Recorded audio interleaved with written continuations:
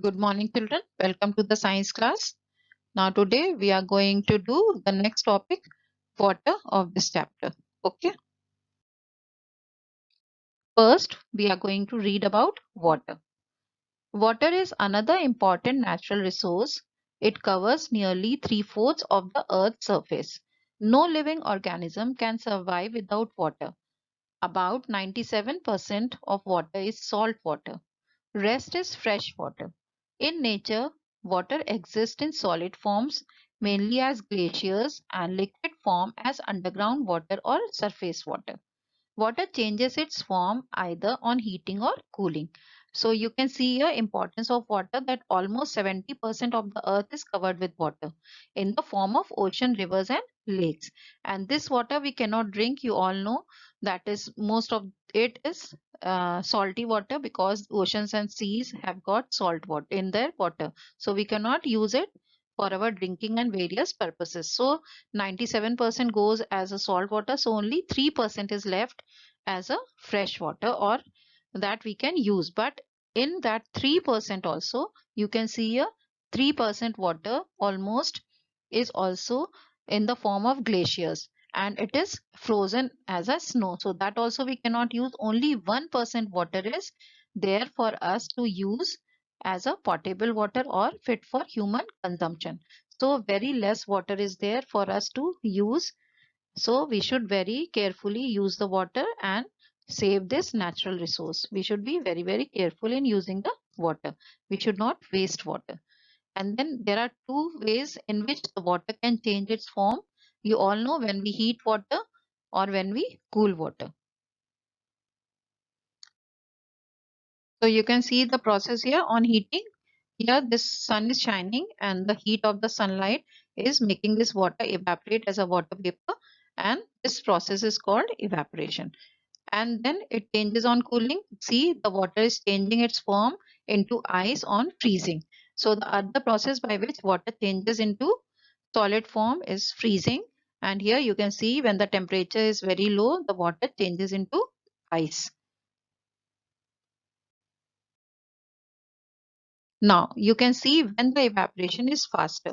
You all know that the process of change of water into vapor form on heating is called evaporation.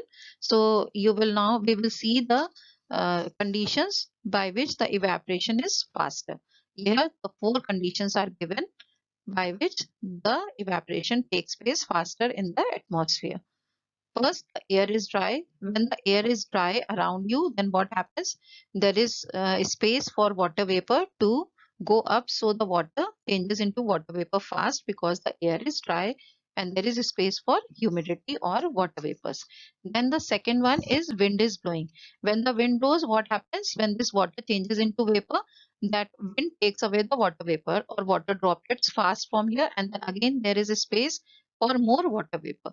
So when the wind is blowing fast, then also the rate of evaporation is faster.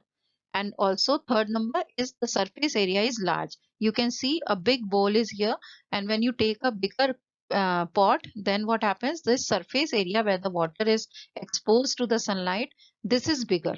Then the evaporation takes place faster from the whole surface. And if you take a small pot, then what will happen? Or a glass like this, tall glass, then only the little surface area will be exposed to the sunlight, and then the evaporation rate will be less. Then the fourth point is it is sunny. When there is bright sunlight, then also due to the heat, water evaporates faster. So you have to remember these four conditions when the evaporation takes place faster. When it is sunny, the air is dry, wind is blowing, and the surface area is large. Now, when it rains, water falls on the earth and gets collected in puddles, streets, and in all water bodies. When the rain stops and the sun shines brightly, the surface water dries up. Where does this water go? We all just now see in the previous page also that this water evaporates and forms the water vapor, and it disappears from the ground. So where this water goes, it changes into water vapor. The heat of the sun changes it from water to tiny water droplets called water vapor. And some water also seeps through the layers of soil and gets collected as underground water. You can see underground water here. This is the soil, layer of soil. Now when the rain is falling, it is seeping inside the soil and getting collected here as a underground water. This water you cannot see, it is under the ground. Now condensation, this is another process. When water vapor cools down, it changes into water. This process is called condensation. Now, water is also found in some other forms in nature. These are fog, dew, frost, hail, and snow. So, we are going to read about them. That what is fog? First, let us read. In winter mornings or evening, clouds of tiny droplets of water form on the Earth's atmosphere. This is called fog. So, you can see a fog here, how it is moving, and we cannot see anything in the foggy weather. You must have experienced it in the mornings nowadays. So fog in the winter mornings or evening is tiny droplets of water that forms on the Earth's atmosphere. Then dew, you can see dew here on the leaves. Dew is the moisture in the air that condenses on solid surfaces in winter mornings. You must have seen shiny droplets of water on the grasses or leaves. These shiny droplets of water are called dew. Or also you must have seen on your vehicle, if suppose your car or scooter is outside in the open at night, then in the morning you must have seen dew drops on the scooter or car. Then in the same way, the plants also, leaves also, they have dew in the morning in the winters. Now frost, when temperature is very low, dew or surface water changes in the form of ice. This form of ice is called frost. You can see the frost here. That same dew which was on the leaves, when the temperature further drops, then what happens? That changes into ice. And then it is called frost. Then hail, hail you know, ओले को कहते हैं, हिंदी में ओले कहते हैं hail को. Hail is a form of ice or snow of raindrops. When it rains in a place where the temperature is very low, the raindrops freeze into ice crystals. So you can see the hail here falling. These are all raindrops which have frozen and they are falling down when the temperature is very low. The raindrops, they freeze and fall in the form of hail. Then snow, sudden condensation of water vapor into tiny white flakes of ice is called snow. You can see the snowfall here. This snow is very soft and it is not at all hard like hail. And you can see the snow falling here just like white flakes of ice. These are all due to condensation of water. Now impurities in water. You know there are many impurities in water.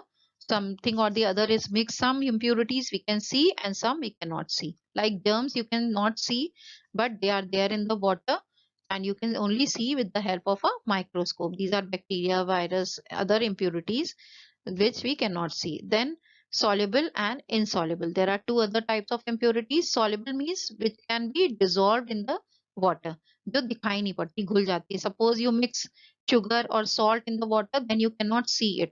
That is dissolved or soluble impurities. And suppose you take mud or stones, then they will not mix in water and then it is insoluble impurity. So there are three types of impurities: soluble, insoluble, and germs. So let us read about it. Water might look clean, but it may have many impurities. We need to remove impurities from water before using it. The various impurities in water are soluble impurities, which sometimes cannot be seen, insoluble impurities, which can be seen, and germs, bacteria, which can cause various diseases. Before using it for drinking or other purposes, water needs to be purified. Let's discuss some simple methods of purification of water. So let us read now the methods of purification. Sedimentation and decantation.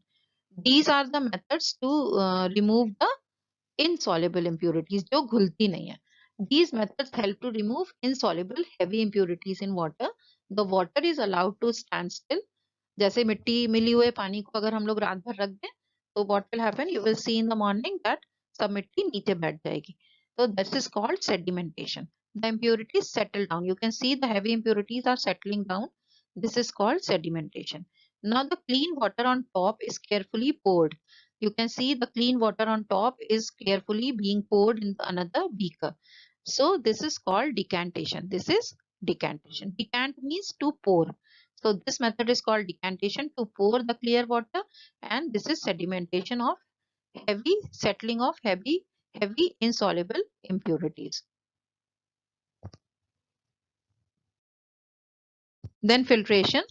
This process also helps to remove insoluble, fine and suspended impurities. You might have seen your mother using a strainer to strain tea leaves from tea.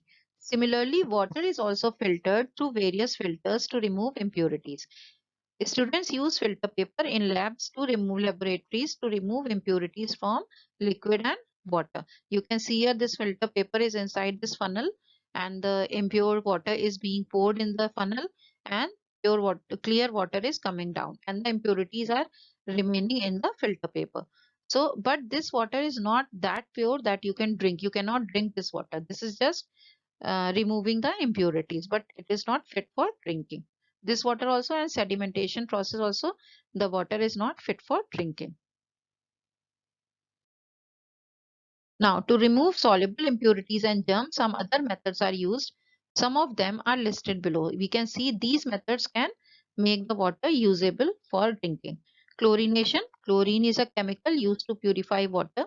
It kills the germs and makes water safe for drinking. You know, water which comes in the tap in your homes, that is cleaned by chlorine only. Then bleaching powder is another chemical that kills germs in water. Then boiling water also kills the germs in it and makes it safe for drinking.